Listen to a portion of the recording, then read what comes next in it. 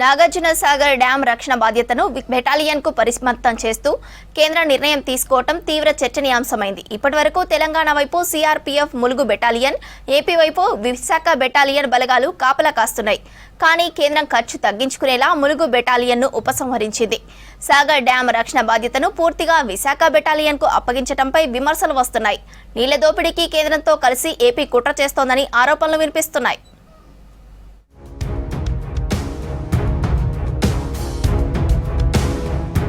దేశంలోని అతిపెద్ద ప్రాజెక్టులో ఒకటైన నాగార్జున సాగర్ ప్రాజెక్టు సెక్యూరిటీ విషయం మరోసారి తెలుగు రాష్ట్రాల్లో రాజకీయ చర్చకు దారితీసింది.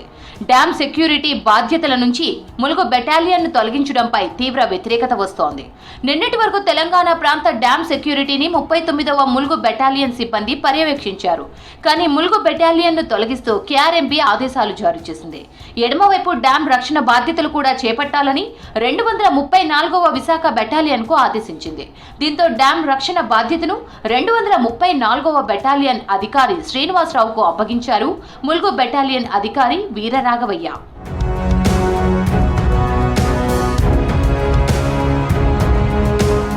డ్యాం సెక్యూరిటీ బాధ్యతల నుంచి ములుగు బెటాలియన్ను తొలగించడంపై అనుమానం వ్యక్తం చేస్తున్నారు బీఆర్ఎస్ నాయకులు. తెలంగాణ సిఆర్పీఎఫ్ బలగాలను వెనక్కి పంపించడంపై డ్యాం దగ్గర నిరసన తెలిపారు నేతలు.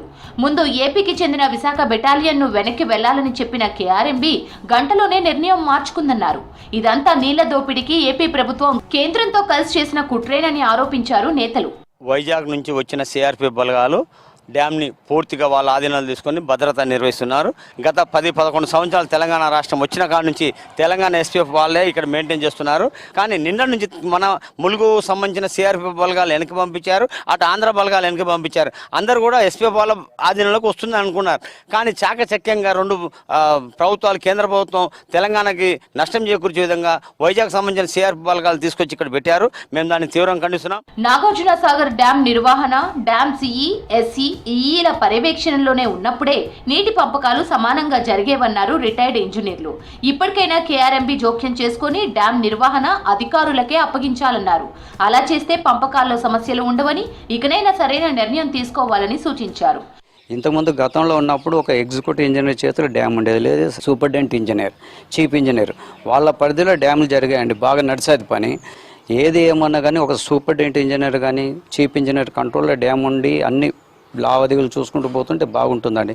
కానీ దీన్ని ఏం లేకుండా ఒకేసారిగా తీసుకెళ్ళేసి కేంద్ర ప్రభుత్వం చేతిలో పెట్టి బార్డర్లు ఇక్కడి నుంచి వర్కర్స్ అటు పోకూడదు, ఇటు రాకూడదు. ఇప్పుడు అక్కడున్న వర్కర్స్ సడన్గా రావాలంటే ఎట్లా వస్తారండి ఇక్కడికి రావడానికి?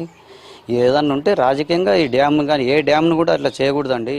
ఏపీ వాళ్ళది ఆధిపత్యం అనేటటువంటిది కనపడుతున్నది. వాళ్ళే ఎక్కువ నీళ్ళు వాడుకుంటున్నారు. దీనివల్ల తెలంగాణ రైతులు నష్టపోతున్నారు. కనుక ఈ వివాదం అనేటటువంటిది పోవాలి. పోతేనే ప్రశాంతమైనటువంటి వాతావరణం వస్తుంది. ఈ బలగాలకి పూర్తి స్వేచ్ఛ అనేటటువంటిది ఇవ్వాలంటే ఇరు రాష్ట్రాల ముఖ్యమంత్రులు కూర్చొని కేంద్రం సహాయంతో కృష్ణా రివర్ బోర్డు ద్వారా జల వివాదాన్ని పరిష్కరిస్తే సమస్య అనేటటువంటిది పరిసమాప్తం అవుతుందని మా యొక్క అభిప్రాయం.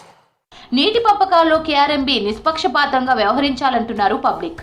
కృష్ణా జలాల విషయంలో తెలంగాణకు అన్యాయం జరగకుండా చూడాలని డిమాండ్ చేశారు.